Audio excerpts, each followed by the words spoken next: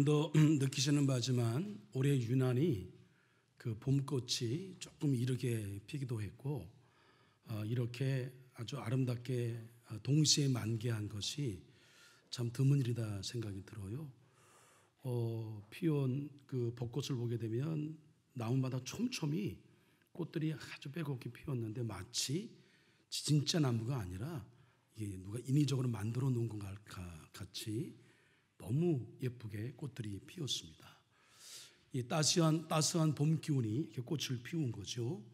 오늘도 예배에 참석한 우리 한서의 모든 식구들, 또 사정이 있어 각 처소 가정에서 온라인으로 예배를 드리고 있는 우리 모든 한서의 성도들 위해 따스한 성령이 임하심으로 우리의 잠자는 영혼을 일깨우고 얼었던 가슴에 꽃을 피워내는 소생의 은총이 여러분 가운데에 일어나기를, 그리고 우리의 공간 안에 일어나기를, 또 여러분의 삶의 현장 속에 일어나기를 주님의 이름으로 간절히 축원을 드립니다. 우리 민족은 일본의 식민지 통치로부터 자유를 얻은 역사적 경험이 있기 때문에 자유가 얼마나 소중한지를 너무나 잘 알고 있습니다. 우리 일본과의 그 감정이 안 좋은 것은 바로 이 역사적인 사건들이 깔려 있기 때문에 그런 거죠. 그래서 우리는 자유가 얼마나 소중한지 알고 있는데, 일반적으로 자유라는 단어를 우리는 떠올리면은 어르신을 포함해서 역사적으로 배운 우리들은 8.15 해방을 떠올리기도 하고 또 6.25 전쟁 이후에 우리 민주주의를 떠올리기도 합니다. 그런데 일반적으로 그 자유라고 하는 단어의 상징적 의미를 많은 사람들이 이제 떠올리는 대상이 있다고 한다면 그것은 아마도 미국 뉴욕에 있는 자유의 여신상이라 생각합니다. 이 자유의 여신상은 프랑스가 선물한 거래요. 미국의 독립 100주년을 기념하는 날 프랑스가 증정한 건데, 오른손에는 평화의 상징인 횃불을 들고 있고 왼손에는 미국의 독립선언서를 들고 있는데 그 주춧돌에 이렇게 쓰여 있다고 합니다. 고단한 자들이여, 가난한 자들이여, 자유롭게 숨쉬고자 하는 군중들이여, 내게로 오라. 그리고 머리에 쓰여진 왕관의 7개는 그 세계 7개의 바다가 그 바다로 자유가 이렇게 퍼져 나가는 것을 상징한다고 합니다. 그래서 이 조각상의 원래 공식 명칭은 세계를 밝히는 자유라고 하는 이름을 갖고 있다고 해요.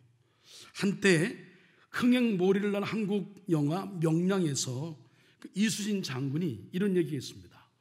바다를 포기하는 것은 조선을 포기하는 것이다. 바다는 조선의 현관이면서 조선이 새로 세계로 나아가는 자유의 상징이다, 이렇게 보는 거죠. 그래서 독도를 자꾸만 일본 사람들이 자기 땅이라고 얘기하는 거예요. 여러분, 독도는 누구 땅이에요? 우리 땅입니다. 그 바다 때문에 그런 거죠. 그런 바다를 포기하는 것을, 자유를 빼앗기고 이 땅에 갇히는 것, 그것을 의미하는 거죠. 이처럼 인류의 역사는 자유를 찾고 누리기 위한 역사라고 해도 지나치지 않을 거예요. 지금 우크라이나 전쟁하는 것도 궁극적으로는 자유를 위함인 거죠. 그런데 인류는, 그리고 현재를 사는 우리는 정말 그 자유를 찾아 그 자유의 기쁨과 자유로운 그 자유의 즐거움을 누리고 있는가? 우리는 질문해요. 과연 참된 자유의 의미를 어디서 찾고 누릴 수 있을까? 이런 어떤 외부적인 환경적인 요인들이 해결이 되어서 우리는 진정으로 자유한가? 저희 이제 제 인생의 그 역사 속에 자유를 제한받은 것은 군대에 있을 때인데, 일단 제대하니까 제일 좋은 게 마음대로 옷 입고 마음대로 일어나고 마음대로 활동하고 그 자유가 보장되어 있는 것이 너무나 좋았어요. 그런데 그것이 진정 참된 의미인가? 우린 자유의 참된 의미를 알기 위하여 반드시 방문해야 할 곳이 뉴욕의 자유의 여신상이 아니라 골고다 언덕, 바로 십자가 언덕이다라고 하는 겁니다. 십자가 언덕에 우리가 찾아야 될 궁극의 자유를 우리에게 주셨다. 그런 말씀이죠. 거기서 인류의 진정한 자유가 어떻게 선포되었는가를 이 철로 역정이 실감나게 보여주고 있습니다. 철로 역정의 순례자 크리스천이 등에 무거운 짐을 지고 좁은 문을 통과하여 십자가 언덕에 이른 순간에 등에 짊어지었던 짐이 벗겨 내려져요. 벗어지게 됩니다. 그리고 진정한 자유를 맛보게 되죠. 그것은 어떤 환경적인 자유, 정치적인 자유, 그걸 넘어선 근원적인 자유죠. 영적 자유함을 얻은 거예요. 이 순례자 크리스천이 십자가 앞에 서는 순간 세 명의 천사가 등장을 해요. 그 세 천사가 하는 일이 바로 우리가 누려야 할 이 십자가 언덕 위에서 누려야 할 진정한 영적 자유의 본질이다. 다시 말씀드리면 저 십자가를 통해서, 십자가의 은총을 통해서 우리가 받아야 할, 우리가 누려야 할 그런 은총의 본질이 무엇인지를 세 가지로 세 천사가 전해주고 있습니다. 첫 번째 천사는 뭘 선포하냐면 죄 사함을 선포합니다. 십자가 언덕에 도착한 순례자 크리스천의 모습을 존 번연은 어떻게 묘사하고 있는지 한번 여러분 들어보시길 바랍니다. 언덕을 기어올라 십자가에 이르자 짐 보따리가 등에서 뚝 떨어져 나가더니 떼굴떼굴 굴러 속으로 사라져 버리고 말았다. 마침내 자유로워진 크리스천은 더할 나위 없이 즐거워하며 행복에 겨워 소리쳤다. 주님이 고통을 당하신 덕에 내가 쉼을 누리고 그분이 스스로 죽음을 택하신 까닭에 내가 생명을 얻었구나. 크리스천은 한참 동안 가만히 서서 십자가를 우러러 보았다. 그저 바라보기만 해도 짐이 벗겨진다는 게 너무도 놀라워서 믿어지지 않을 지경이었다. 크리스천은 보고 또 보았다. 어느새 눈물이 솟아 뺨을 타고 흘러내렸다. 이게 이제 크리스천의 고백입니다. 바로 그때에 이 고백을 하고 있는 그 상황 속에 첫 번째 천사가 다가와서 선포합니다. 당신의 죄가 사함을 받았습니다. 어서 여러분 많이 들었던 내용 아니에요?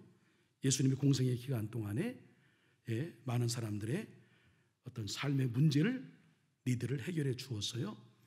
반드시 예수님이 점검한 것은 병만 고치심이 아니라 눈만 띄워준 것이 아니라 마른 손을 고쳐준 것뿐만 아니라 예수님 반드시 그에게 영적 자유함을 선포하셨습니다. 내 죄가 사함을 받았느니라. 예.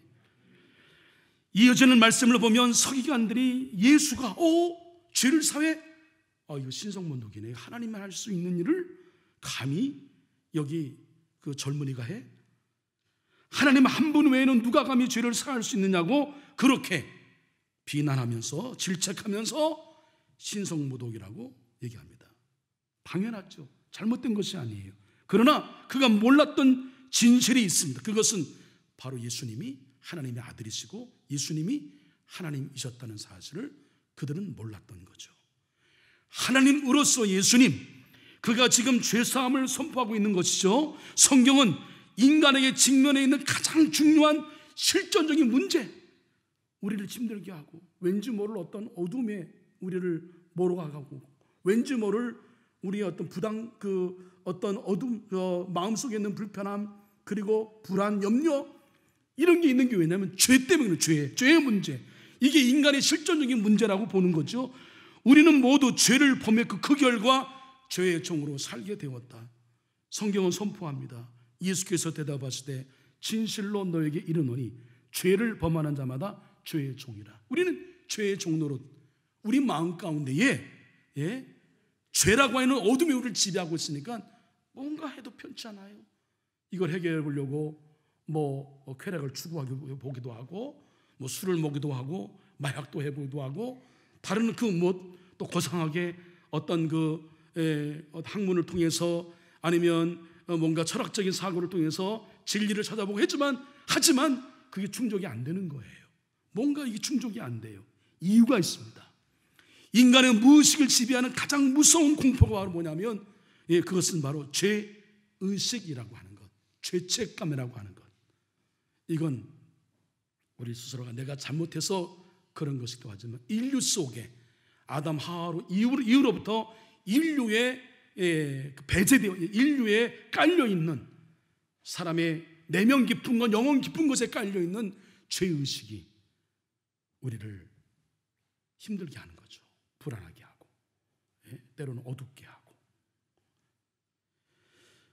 이런 진리를 가장 잘 보여준 문학 작품이 그 유명한 도스토예프스키의 죄와 벌. 여러분 한 번 정도 청소년 시절에 이 소설을 다 읽어보셨을 겁니다. 주인공 라스콜니코프는 서구적인 합리주의적 신념을 가지고 있는 무신론자이지요. 그는 인류 사회의 백해무익한 전당포의 노파, 이 사람은 차라리 존재하지 않는 것이 좋다 생각해서 그의 정의의 이름으로 정당한 자신의 신념으로 그를 죽입니다. 살해합니다. 그 다음부터 죄책감이 밀려드는 거예요. 네가 뭐라고 사람을 죽이냐 말이에요. 그래서 그 앞에 등장한 사람이 누구예요? 매춘부, 성스러운 매춘부 소냐가 등장을 하죠. 그 소냐의 권유에 따라서 마침내 이 라스콜니코프는 자수를 하고 그리고 시베리아로 떠나게 됩니다. 여기서 소냐는 바로 하나님의 도구로 역할을 하는 거죠. 그녀를 통해서 죄를 인정하고 고백한 주인공은 비로소 죄책감에서 해방이 되어서 자유의 삶을 찾게 된다. 이게 소설의 줄거리 아니에요. 죄사함이 바로 인생의 새 출발의 기점이 된다. 십자가 언덕에서 우리에게 주신 은총은 뭐냐면 그 어떤 것보다 인류 속에 우리 가운데 우리가 원하지 않아도 아담 이후부터 깔려 있었던 그 죄의식, 죄책감, 이것 때문에 힘들었어요. 이것 때문에 진정한 자유함이 없었어요.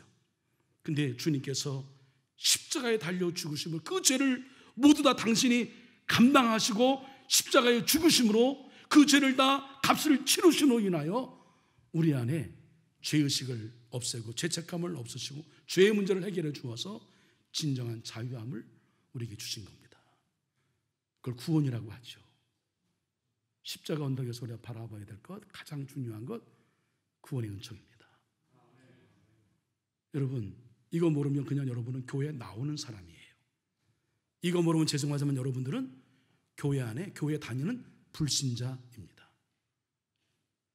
십자가를 바라볼 때마다 여러분 안에 구원의 은총이 너무나 감사하고 구원의 은총에 감격하여 십자가를 바라볼 때마다, 십자가 찬양을 여러분 들을 때마다 여러분의 뭉클한 감사의 고백이 일어나기를 주님의 이름으로 간절히 축원을 드립니다. 두 번째 천사가 뭘 선포하냐면 새 옷을 입혀줍니다. 십자가 언덕에 도달한 크리스찬 앞에 등장한 두 번째 천사는 그에게 다가와 더러운 옷을 벗기고 새 옷을 입혀주어요. 이 대목에서 존 번연은 스가랴 3장의 말씀을 인용을 합니다. 여호와께서 자기 앞에 선 자들에게 명령하사 그 더러운 옷을 벗기라 하시고 또 여호수아에게 이르시되 내가 내 죄악을 제거하여 버렸으니 내게 아름다운 옷을 입히리라. 죄사함이라고 하는 소극적 은혜를 너무 한 걸음 더 나아가 이제 은혜의 이제 사역으로 이제 안내해 주시는데, 이것은 마치 여러분 신약 성경에 돌아온 탕자, 여러분 이야기를 잘 아시잖아요. 돌아온 탕자가 더러운 옷을 이제 그 돼지 여물을 묶고 돼지 우리에서 지내던 더러운 옷을 벗고 아름다운 새 옷을 입혀주는 것, 이것과 연관이 있죠. 연상이 떠오르게 됩니다. 사도 바울은 이것을 에베소 4장, 저도 이 본문 갖고 설교를 많이 했는데 옛사람은 벗어버리고 새 사람을 입었다, 옷을 벗고 입는 것으로 구원의 은총을 설명했습니다. 자, 여러분, 옷은 우리의 신분을 나타내줘요. 저 사람이 뭐 하는 사람인지, 제가 이 옷을 입고 있음으로 인하여서 여러분 모두는 저를 목사로 인정을 합니다. 우리 성가대, 여러분 회중과 달리 성가대 가운을 입어요.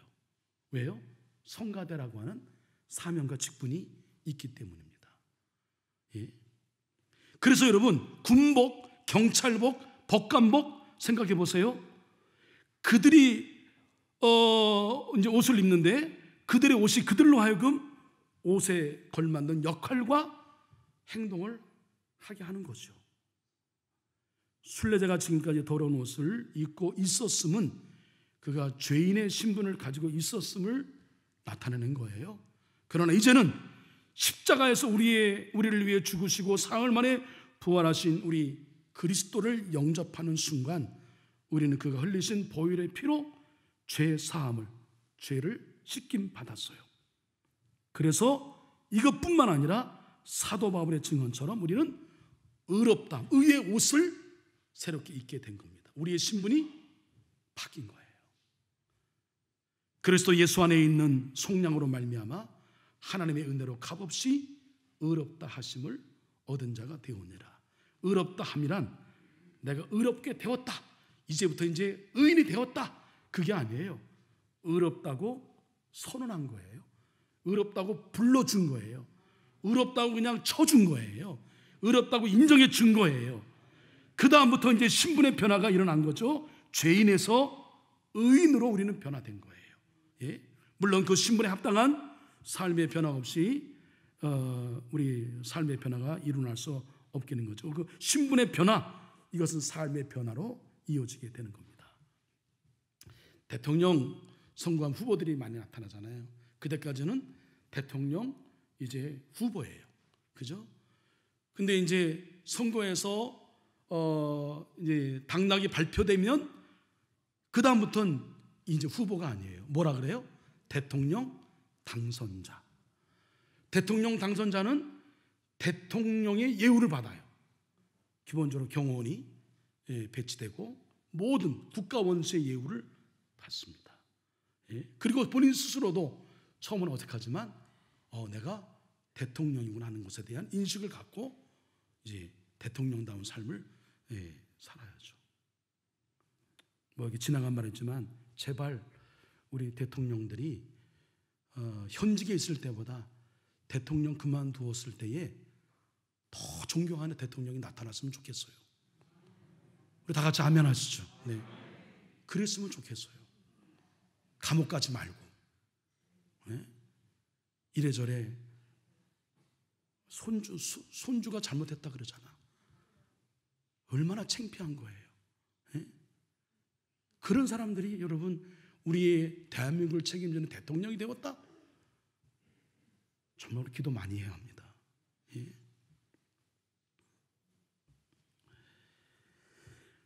하나님은 우리에게 먼저 신분을 부여하시고 그 다음에 그에 걸맞는 삶의 변화를 촉구하시는, 이게 맞아요.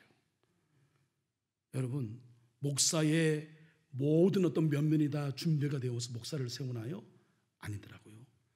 저도 여전히 부족함을 고백하는데 목사로 세우시고 만들어 가시더라고요. 여러분, 장로, 권사, 집사, 여러분 자격이 충분히 되어서 내가 그 직분을 여러분 받은 거예요? 아니잖아요. 예? 그 직분을 받음으로 인하여 내가 그렇게 변화되는 거죠. 근데 직분을 받는데도 변화되지 않는 건 뭐야? 그거는 반칙 아니에요? 그죠? 예? 예, 직분의 신분에 걸맞게 변화되는 게 맞는 일입니다. 그게 주님의 방법이에요. 생각해 보십시오. 크리스천이 더러운 옷을 벗었어요.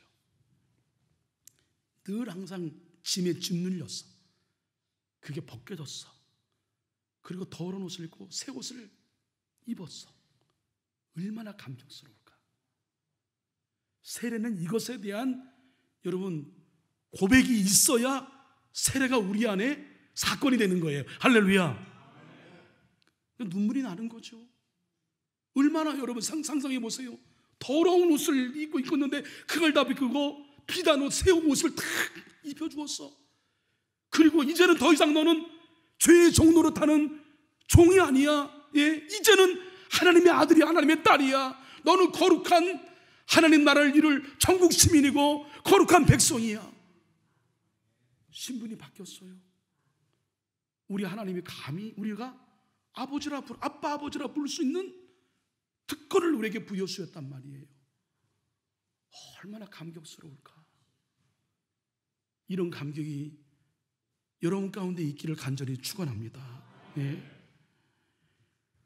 진정한 자유의 삶이 시작되는 순간, 가슴 벅찬 그 순간을 결코 잊지 못할 거예요. 그러니까 우리는 십자가 찬양을 부르고 이 우리를 벌레만도 못한 우리를 하나님의 아들 딸로 천국 시민권을 가진 자로 영생을 살 수 있는 특권을 주심으로 그렇게 우리를 신분을 바꾸신 것에 대한 감사와 그 고마움의 고백이 찬양을 통해서, 예배를 통해서 벅찬 그런 감격으로, 감동으로 고백되어야 우리가 진짜 구원받은 거고 진짜 우리의 영이 좀 살아있는 것인 줄 여러분 믿으시길 바랍니다. 세 번째, 인친과 두루마리를 선물로 줍니다. 철로 역정을 보면 세 번째 천사는 순례자 크리스천에게 다가와 이마에 인을 칩니다. 쉽게 말하면 이마에 도장을 박았다 이거예요. 이 대목에서 존 버녀는 에베소 1장 말씀을 인용하는데 그 안에서 너희도 진리의 말씀 곧 너희의 구원의 복음을 듣고 그 안에서 또한 믿어 약속의 성령으로 인침을 받았으니, 인침을 받았다. 성령으로 인침을 받았다. 인침, 이것은 무엇을 의미하냐면 너 소속이 어디야? 너의 주인 누구야? 소속과 주권을 의미합니다. 우리의 소속은 누구예요? 우리는 하나님께 있다. 우리 하나님의 백성이다. 이제는 죄의 종 노릇하는 사람이 아니다. 우리는 사단의 종이 아니다. 우리는 하나님의 아들, 딸이다. 우리의 주권은 우리 주인이 누구예요? 하나님이시다. 내 안에 나는 죽고 누가 사십니까? 예수님이 사신 거예요. 나의 주인이 누구예요? 예수님이세요. 이게 여러분 우리 인침을 받은 자의 모습이라고 하는 거예요. 그러니까 우리의 주인이 예수님인데 자꾸만 내가 주인 노릇하려고 하면 안 되지. 더 나아가서 예수님을 여러분 정말 종으로 삼으면 안 되지. 내 필요에 따라 예수님을 끌어당겨 섰다가 무관심했다가 그러면 안 될 일이지. 예수님이 하라시는 대로 해야지. 예수님이 하라시는 대로 하라라고 하는 주님이, 주인 되시는 주님이 하라고 하시라는 그 내용을, 그렇게 하라는 매뉴얼을 우리에게 뭐로 주었어요? 두루마리로 주신 거예요. 두루마리는 뭐예요? 하나님의 말씀, 성경이에요. 우린 말씀의 기준에서 우리가 살아가야 되는 거죠. 하나님 말씀. 이 말씀이 여러분 그냥 기분에 따라 주어진 게 아니에요. 하나님이 수백 명의 사람들 가운데에 성령의 감동으로 그들에게 감동을 주셔서 수백 년의 지필의 그 시차가 있음에도 불구하고 일맥하게 하나의 흐름으로 성경을 쓰게 하신 거죠. 그게 가능했던 건 무슨 뭐냐면 성령의 역할이에요. 성령이 그들에게 감동을 주심으로. 먼저 할 것은 성경의 모든 예언은 사사로이 풀 것이 아니니, 예언은 언제든지 사람의 뜻으로 낸 것이 아니요 오직 성령의 감동하심을 받은 사람들이 하나님께 받아 말한 것입니다. 할렐루야. 성령의 감동. 왜 강단을 여러분이 기도해 주셔야 되냐면, 여기 성령의 기름 부음이, 성령의 감동이 있도록 기도해 주셔야 되냐면, 그렇지 않으면 강단에 전한 이야기가 인문학적인 얘기고 그 다음에 윤리적인 얘기고 도덕적인 얘기로 밖에 들리진 않아요. 성령의 기름 부음이 있어야 말씀을 전하는 주의 종들 가운데에 늘 끊임없이 기도하고 말씀 묵상하고 성령께 붙들려야 하나님의 말씀을 비로소 선언할 수 있는 거예요. 그런 사람 되길 여러분 기도해 주시기를 부탁을 드립니다. 디모데후서의 성경책 어떤 역할을 해요? 모든 성경은 하나님의 감동으로 된 것으로 교훈과 책망과 바르게 함과 의로 교육하기에, 여러분 기억하십시오. 교훈을 주기도 하지만 모두 해요? 책망도 해요. 하나님 말씀이 여러분 찔림으로 다가오는 거, 그거 은혜예요. 강단에서 여러분 더 이상 말씀하지 마십시오. 예? 강단에서 혼내기도 해야 되는 거예요. 할렐루야. 제가 혼 안 내면 누가 혼낼 거예요? 주의 종이 보기에 여러분들이 잘못된 길을 가고 있는데, 잘못된 신앙생활을 하고 있는데, 잘못된 축복의 개념 속에 여러분들이 빠져 사단이 좋아하는 일을 하고 있는데 그냥 가만히 있어요? 예? 내려놔야지 그 사람이면. 그래야 안 그래요? 여러분, 성경은, 주의 말씀은 책망도 있는 거예요. 할렐루야. 예? 책망의 말씀을 여러분 잘 듣고 그 말씀에 나를 수정하고 교정하고 맞추면 여러분 그게 복이에요. 우리가 상상하지 못할 엄청난 복이. 여러분 순종이 기분 나쁘게 들리죠? 복종이 아주 그냥 도저히 내 자존심으로 못 견딜 것 같잖아요. 근데 성경은 말씀에 순종하고 복종하는 자에게 복을 준다고 했단 말이에요. 예? 여기 전하는 최재선의 자유는인의 말에 순종하라는 게 아니에요.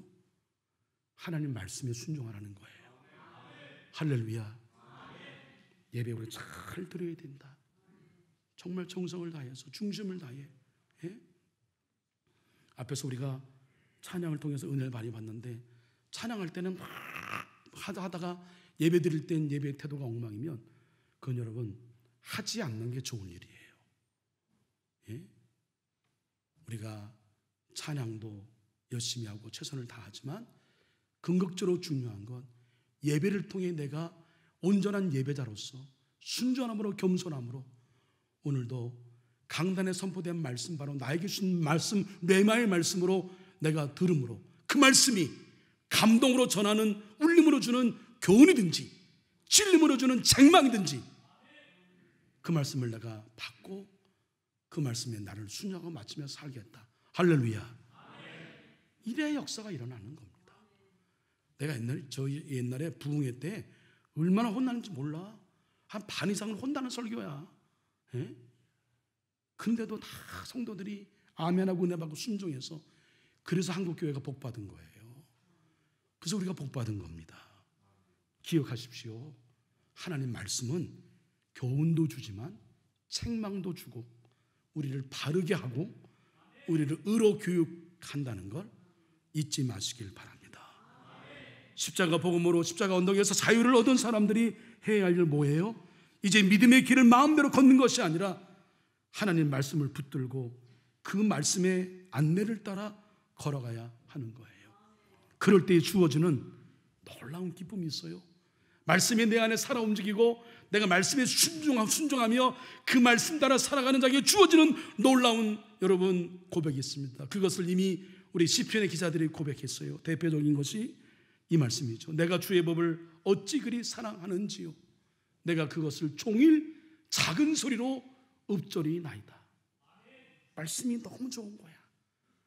꿀송이보다 달대. 주의 말씀은 내 발의 등이요 내 길의 빛입니다. 이 고백이 저와 여러분의 고백되기를 주님의 이름으로 간절히 축원을 드립니다. 그래서 우리는 영적 자유를 쟁취해야 되고 영적 자유를 여러분 지켜야 될 줄로 믿습니다. 대한민국이 여러분 주권을 빼앗긴 것, 다른 여러 가지 문제가 있지만 저는 이 영적 자유를 지키지 못했다. 이것은 우리만의 은혜만 문제가 아니라 폴란드 아우슈비츠 수용소 유명하잖아요. 거기에 강제 수용소에 잡혀 있었던, 수감되었던 유대인 한 사람이 이런 고백을 했습니다. 아우슈비츠 같은 지옥은 생기지 말았어야 합니다. 다시는 이런 지옥이 경험되지 않기 위해서라도 우리는 아우슈비츠를 잊지 말아야 합니다. 그때 우리는 우리의 과오로 이 땅의 지옥을 만들었다는 것을 잊지 말아야 합니다. 그리고 이제는 우리 모두 다시는 이런 지옥을 만들지 말아야 한다고 약속을 해야 합니다. 공감이 되는데 우리가 인위적인 약속을 한다고 해서 이게 지켜질까요? 어려워요. 우리의 자유를 지키기 위해선 우리를 언제나 바른 길로 인도하는 나침반, 영적인 내비게이션이 있어야 된다. 그게 뭐예요? 성경 말씀이고, 그 많은 성경 말씀 가운데에 우리 한석교회는 거룩한 주일날 선포된 주의 종의 입을 통해 선포된 이 말씀을 삶의 중심에 두고 살아라. 할렐루야. 그래서 종의 마음을 감동하셔서 이 시대에 걸맞게 한석교회에 필요한 말씀을 선포케 하시는 거죠. 그 말씀을 붙들고 살 때에 우리는 진정한 순례의 길을 우리가 걸어가며 마침내 완주해서 천성에 이르는 사람이 될 겁니다. 사랑하는 소의 성도 여러분, 우리는 십자가를 바라볼 때마다 십자가에 담겨있는 은혜를 잊어서는 안 되는 거죠. 십자가는 우리의 죄를 사하심으로 구원과 영생을 얻게 하셨습니다. 십자가는 우리의 더러운 옷을 벗고 정결한 새 옷을 입게 하셨습니다. 우리의 신분을 바꾸어 주셨어요. 우리는 왕같은 제사장이요 거룩한 나라에 들어갈 천국 시민이요 하나님의 아들이요 딸의 자격을 주셨습니다. 십자가는 우리를 죄인에서 자유라는 선물을 주셨습니다. 저 천성에 이르도록 이끌어 주시는 안내사와 같은 하나님의 말씀을 선물로 주셨습니다. 그래서 십자가는 은혜이고, 십자가는 사랑이고, 십자가는 능력이고, 십자가는 선물입니다. 기도하겠습니다. 십자가를 통해 주시는 구원과 생명과 영생과 하나님의 자녀의 권세의 선물, 그 영적 자유를 우리에게 주셨고 누리며 살게 하여 주신 것 진심으로 감사드리옵나이다. 그 자유를 지키기 위하여 하나님의 말씀을 언제나 삶과 우리 길의 중심에 두고 살게 하여 주시옵소서. 그렇게 진정한 크리스천으로 살아가 성화를 이루고 성령의 열매를 맺으며 저 천성에 이르게 하여 주시옵소서. 예수님의 이름으로 기도합니다. 아멘.